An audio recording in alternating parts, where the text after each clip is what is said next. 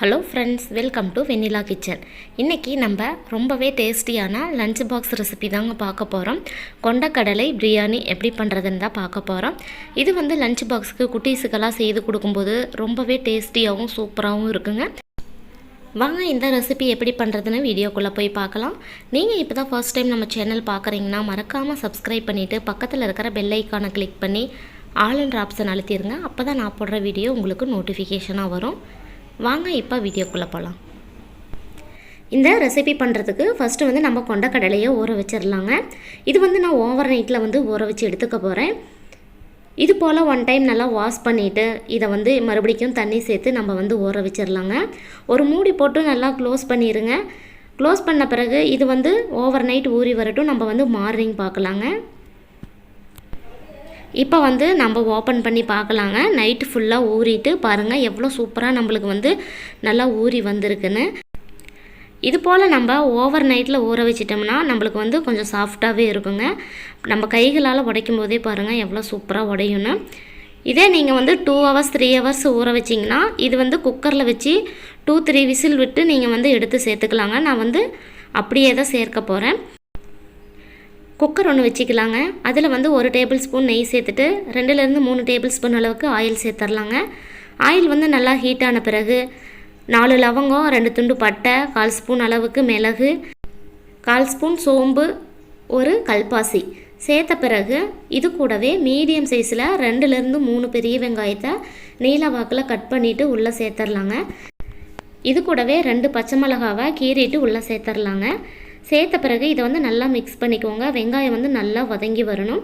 ரொம்ப கோல்டன் ப்ரௌனும் வேண்டாம், ரொம்ப கண்ணாடி பதத்துக்கு இருக்கக்கூடாது. பாருங்கள் இந்த அளவுக்கு நல்லா வதங்கி வந்த பிறகு இது கூடவே கட் பண்ணி வச்சுருக்கிற தக்காளி ஆட் பண்ணிக்கலாங்க. நான் சின்ன சைஸ் தக்காளி பழம், நல்லா பழுத்த பழமாக 3 பழம் சேர்த்துருக்குறேங்க. நீங்கள் பெரிய சைஸ் பழமாக இருந்தால் 2 பழம் சேர்த்துக்கோங்க, சரியாக இருக்கும். சேர்த்துட்டு இதை நல்லா மிக்ஸ் பண்ணிக்கோங்க. வெங்காயம் தக்காளியெல்லாம் நல்லா வதங்கி வரணுங்க. அது வரைக்கும் நல்லா வதக்கிக்கலாம். தக்காளி வெங்காயம் நல்லா வதங்கி வரத்துக்கு கொஞ்சமாக உப்பு சேர்த்துட்டு இது போல் நல்லா மிக்ஸ் பண்ணிக்கோங்க. 1-2 டேபிள் ஸ்பூன் அளவுக்கு இஞ்சி பூண்டோட பேஸ்ட்டு சேர்த்துடலாங்க. சேர்த்துட்டு இதையும் ஒரு டைம் நல்லா மிக்ஸ் பண்ணிக்கலாம். இஞ்சி பூண்டோட பச்சை ஸ்மெல் போகிற வரைக்கும் நல்லா மிக்ஸ் பண்ணிக்கலாங்க. தக்காளி நல்லா வதங்கி வந்துருச்சிங்க. இந்த ஸ்டேஜில் ஒரு கைப்பிடி அளவுக்கு மல்லி இலை, ஒரு கைப்பிடி அளவுக்கு புதினா இலைகள் சேர்த்துடலாங்க. சேர்த்துட்டு இதை நல்லா மிக்ஸ் பண்ணிக்கலாம். எல்லாமே நல்லா வதங்கி வந்துருச்சு. இந்த ஸ்டேஜில் நம்ம இதுக்கு தேவையான மசாலாலாம் உள்ளே சேர்த்துடலாம். 1/2 ஸ்பூன் மிளகாய்த்தூள், 1/2 ஸ்பூன் மல்லித்தூள், 1/2 டேபிள் ஸ்பூன் அளவுக்கு கரம் மசாலா, 1/2 டேபிள் ஸ்பூன் அளவுக்கு பிரியாணி மசாலா சேர்த்துட்டு இது கூட கொஞ்சமாக மஞ்சத்தூள் ஆட் பண்ணிக்கோங்க. சேர்த்துட்டு எல்லாத்தையும் நம்ம நல்லா கலந்து விட்டுடலாங்க. அடுப்பு லோ ஃப்ளேமில் வச்சுட்டு இது போல் நல்லா மிக்ஸ் பண்ணிக்கோங்க. மசாலாவோட பச்சை ஸ்மெல் போகிற வரைக்கும் நல்லா ஃப்ரை பண்ணிக்கோங்க. மசாலாவோட பச்சை ஸ்மெல் போயிடுச்சு. இந்த ஸ்டேஜில் நம்ம ஊற வச்சுருந்த கொண்டக்கடலையை சேர்த்துடலாங்க. சேர்த்துட்டு இதை நல்லா மிக்ஸ் பண்ணிக்கலாம். நான் கொண்டக்கடலையை வேக வைக்கலைங்க, அப்படியே தான் ஓவர் நைட் ஊற வச்சுட்டு சேர்த்துருக்கிறேன். நீங்கள் 2-3 மணி நேரத்துக்கு ஊற வச்சுட்டு சேர்க்குறீங்கன்னா நீங்கள் கண்டிப்பாக 1-2 விசில் நல்லா வேக வச்சுட்டு அதுக்கப்புறம் தாங்க சேர்க்கணும். அப்போ தான் நம்ம சாப்பாட்டோட வெந்து நல்லாயிருக்கும். இதில் 1 கப் தண்ணி சேர்த்துட்டு இதை நல்லா வேக வச்சு எடுத்துக்கலாங்க. ஒரு மூடி போட்டு மூடிடுங்க. இது 1-2 நிமிஷத்துக்கு நல்லா வெந்து வரட்டும். 2 நிமிஷம் ஆயிடுச்சிங்க. பாருங்கள் ஓரளவுக்கு நல்லா கொண்டக்கடலைலாம் வெந்துருச்சு. இந்த ஸ்டேஜில் நம்ம அரிசியை நல்லா வாஷ் பண்ணிவிட்டு தண்ணியெல்லாம் ஃபில்டர் பண்ணிவிட்டு உள்ளே ஆட் பண்ணிக்கலாங்க. அடுப்பை மீடியம் ஃப்ளேமில் வச்சுக்கோங்க. வச்சுட்டு இது போல் சேர்த்துட்டு இதை ஒரு டைம் நல்லா கலந்து விட்டுடலாம். எல்லாத்தையும் இது போல் நல்லா கலந்த பிறகு நான் ஃபஸ்ட்டு 1 கப் அளவுக்கு தண்ணி சேர்த்துருந்தேன் இல்லைங்களா. நான் 1/2 கப் அளவுக்கு அரிசி ஊற வச்சுருந்தேன். அதனால் 3 கப் அளவுக்கு நம்ம தண்ணி ஆட் பண்ணணும்.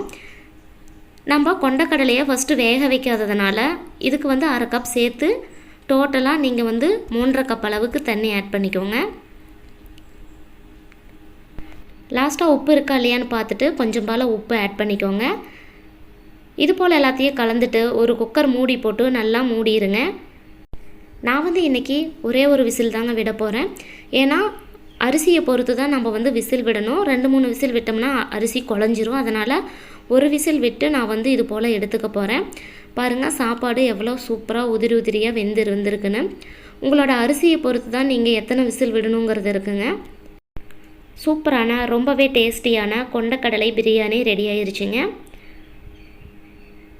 இது சாப்பிட்றதுக்கு அவ்வளோ சூப்பராகவும் டேஸ்டியாகவும் இருந்துச்சு.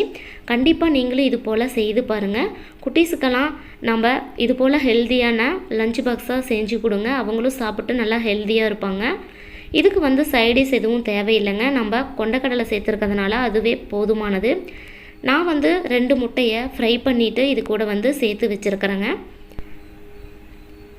ரொம்பவே ஹெல்த்தியான இது போல் கொண்டக்கடலை பிரியாணி நீங்களும் செய்து பார்த்துட்டு எப்படி இருந்துச்சுன்னு எனக்கு ஃபீட்பேக் கமெண்ட் பாக்ஸில் கமெண்ட் பண்ணுங்கள்.